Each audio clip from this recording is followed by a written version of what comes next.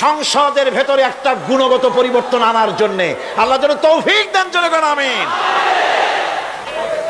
আমাদের পার্লামেন্টের একজন সদস্য মারা গেলেন, সংসদে প্রস্তাব উঠলো 1 মিনিট নীরব হয়ে দাঁড়ায় থাকেন।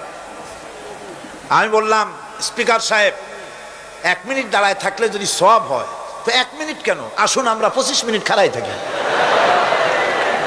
আর যদি কোনো সওয়াবই না হয় তাহলে এই প্রহসন কেন? আমরা তো আমাদের মা বাপের কবরের কাছে গিয়া কোনোদিন ভূতের মতো খাড়াই থাকি না, সেখানে তো অবশ্যই আমরা দোয়া দুরূদ পড়ি, ঠিক কি না?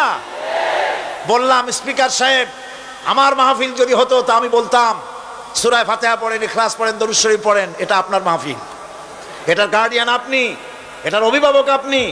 আপনি সকলকে বলেন সূরা ফাতিহা, সূরা ইখলাস পড়তে। মাননীয় সম্মানিত স্পিকার সাথে সাথে বললেন সকলকে, আপনারা ফাতিহা পড়েন, ইখলাস পড়েন, দরুদ শরীফ পড়েন। আলহামদুলিল্লাহ, বললেন আলহামদুলিল্লাহ। ভাইরা আমার, সুতরাং এই সমস্ত হচ্ছে খ্রিস্টান ইহুদিদের কাস্টমস, তাদের ট্র্যাডিশন, এর সাথে আমাদের কোনো সম্পর্ক নাই। হিন্দুরা খ্রিস্টানেরা কেউ মরে গেলে পরে দাঁড়ায় থাকুক, শুয়ে থাকুক, যেমনি পারে তেমনি করুক, কিন্তু আমি তো মুসলমান, আমি কি? জোরে বলেন, আমরা কি? ইসলাম যা এলাউ করে না আমরা তা করতে পারি না। এটা যেন আমাদের সকলের মনে থাকে।